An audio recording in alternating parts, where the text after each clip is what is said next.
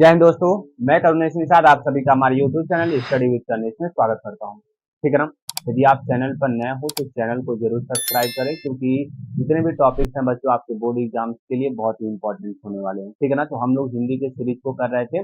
आज का जो टॉपिक है बच्चों वो प्रयोगवादी युग के लेखक और उनकी रचनाएं हैं। ठीक है ना। देखते हैं बच्चों जल्दी जल्दी से। तो लेखक देखेंगे, सबसे पहले कौन है? अज्ञे हैं। हरी घास पर क्षण भर सुनहरे सैवाल और आंगन के पार द्वार सर, इनकी क्या है? रचनाएं। आगे चलेंगे बच्चों। भगवती प्रसाद मिश्र, खुशबू के शिलालेख और गीत फरोश जो है इनकी रचनाएं हैं।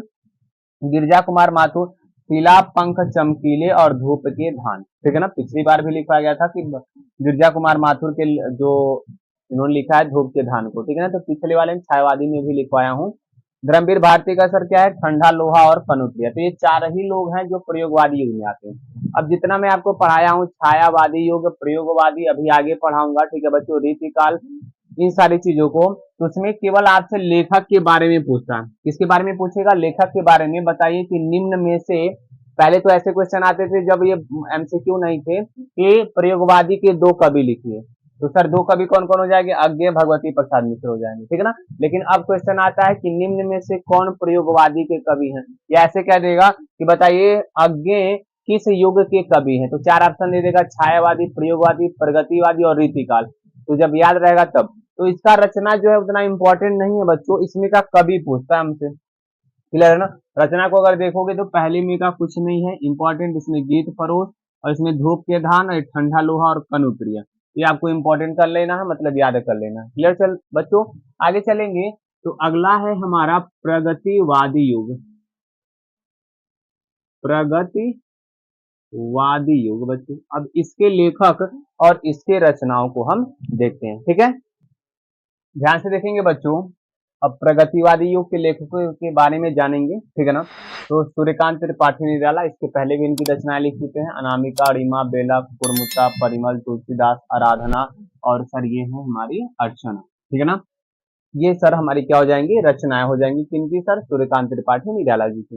रामधारी सिंह दिनकर जी का रचना जानते हैं: परशुराम की प्रतीक्षा, रेणुका, हुंकार, उर्वशी, रश्मि रथी, रसवंती, कुरुक्षेत्र और रेती के सर फूल होंगे। ठीक है ना। ऐसे सर शिवमंगल सिंह सुमन का रचना क्या है? विंध्य हिमाचल। और नागार्जुन जी का सर कौन है? प्यासी, पथराई आंखें और भस्मांसु। क्लियर बच्चों। तो अगर आपसे एग्जाम में पूछा जाता है कि प्रगतिवादी युग के लेखक, तो आपको केवल चार लोग के बारे में आप पढ़ना है: सूर्यकांत त्रिपाठी निराला, रामधारी सिंह दिनकर, शिवमंगल सिंह सुमन, एंसर नागार्जुन के बारे में। ठीक है ना। इनकी रचनाएं देखेंगे तो अनामिका और ये कुकुरमुत्ता, परिमल, तुलसीदास का इंपॉर्टेंट नहीं है।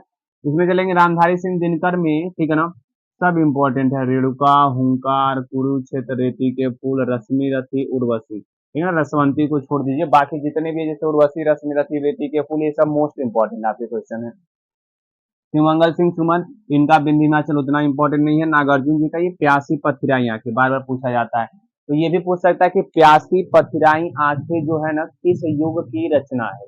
तो सर कहेंगे प्यासी पथराई आंखें जो है ना बच्चों वो प्रगतिवादी युग की क्या है? रचना है। क्लियर है ना।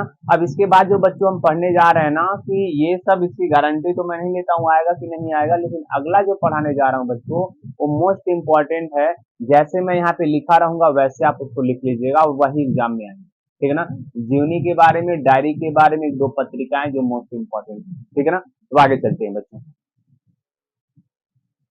जैसा कि बच्चों अभी मैंने आपसे कहा है कि आगे जो बच्चों आने वाला है जीवनी विधा और डायरी विधा, ये दोनों मोस्ट इंपॉर्टेंट है। इसमें से कोई ना कोई दो क्वेश्चन तुमको, या तो एक क्वेश्चन जरूर मिल जाएगा। ध्यान से देखेंगे इस टॉपिक को। ठीक है ना। जीवनी विधा के लेखक है। ठीक है ना। दो ही इसमें लेखक हैं, दोनों मोस्ट इंपॉर्टेंट। तो विष्णु प्रभाकर की सर जीवनी कौन है? आवारा मसीहा। और अमृत राय का सर कलम का सिपाही। मोस्ट इंपॉर्टेंट, याद कर लेंगे किसी भी तरीके से, दो ही लोग हैं सर। ठीक है ना। विष्णु प्रभाकर का आवारा मसीहा, अमृत राय जय का सर क्या हो जाएगा? कलम का सिपाही। डायरी विधा में चलेंगे बच्चों। तो लेखक और डायरी, इनमें भी दो ही लेखक हैं। पहला sir Dhirendra Verma, most important, इनकी डायरी का नाम मेरी कॉलेज डायरी। एंड सेकंड दूसरा मोहन राकेश, तो इनका आसान है क्योंकि इनके डायरी में इनका खुद का नाम आता है भाई। तो मोहन राकेश की डायरी के लेखक कौन हो जाएंगे सर? मोहन राकेश। ठीक है ना। क्वेश्चन कैसे करता है कि कलम का सिपाही किस विधा पर आधारित है? तो कहेंगे सर जीवनी विधा पर आधारित है। इसके लेखक कौन है बच्चों? तो कहेंगे सर अमृत राय जी हैं।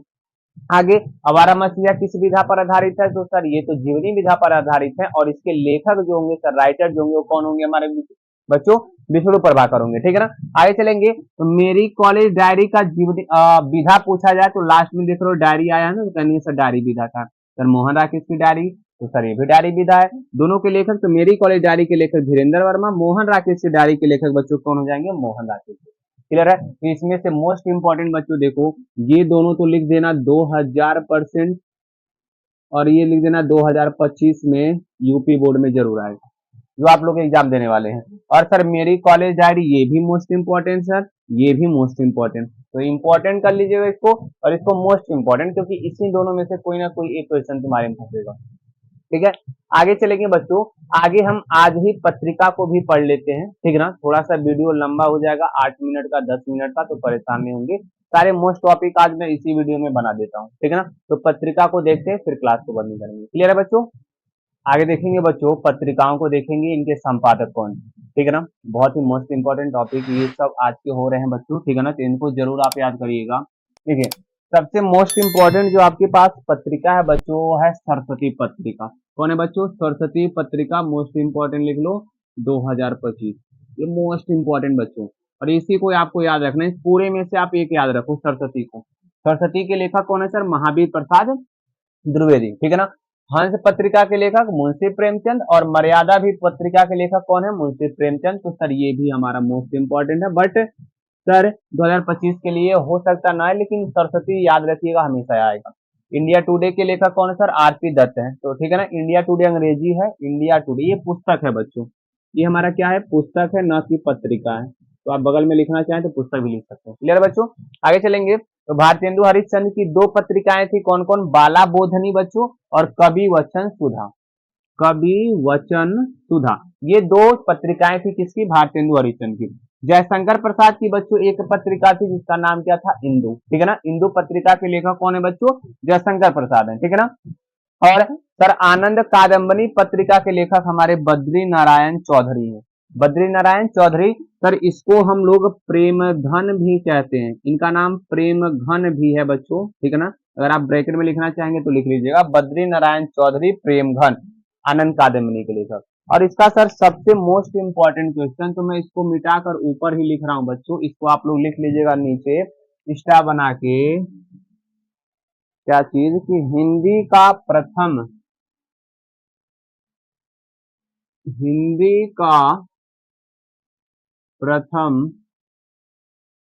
समाचार, हिंदी का प्रथम समाचार पत्र बच्चों, ठीक है ना, मोस्ट इंपॉर्टेंट। हिंदी का प्रथम समाचार पत्र बच्चों होता उदंड मार्तंड, ये लिख लीजिएगा उदंड मार्तंड। क्लियर है ना बच्चों, मोस्ट इंपॉर्टेंट है ये, लिख लीजिएगा। हिंदी का प्रथम समाचार पत्र जो था पूरे हिंदी का, उसका नाम था उदंत मार्तंड। क्लियर है बच्चों। ये हमारी पत्रिकाएं हो गई, इस पत्रिकाओं में से भी 1-2 क्वेश्चन बन जाते हैं बच्चों। तो ये आज हम लोग लगभग बहुत ज्यादा पढ़ चुके हैं, ठीक ना। प्रयोगवादी पढ़े हैं, प्रगतिवादी पढ़े हैं, फिर उसके बाद जीवनी पढ़े हैं, फिर डायरी पढ़ा गया बच्चों, और ये लास्ट 5वां टॉपिक जो आज पढ़े हैं सर, पत्रिका को पढ़े हैं। क्लियर है, 5 को आराम से लिख लेगा बच्चों, और जितना मैंने मोस्ट इंपॉर्टेंट बताया उसको तो आप जरूर याद करिएगा। क्लियर है बच्चों। तो आज की टॉपिक को यहीं पे समाप्त करेंगे। आपसे रिक्वेस्ट है, जब आप वीडियो को देखते हैं, ठीक है ना, तो कमेंट कर दिया करें और अपने और दोस्तों के पास शेयर कर दिया करो। क्लियर है। कुछ दिनों के बाद आपका डेली शाम को 7 बजे मैथ का क्लास चलेगा, आपको बता दिया जाएगा कब से चलेगा, ठीक है ना। तब तक के लिए आपकी क्लास को आज के लिए बंद करते हैं, मिलेंगे बच्चों कल की क्लास में, तब तक के लिए टाटा बाय बाय, जय हिंद दोस्तों।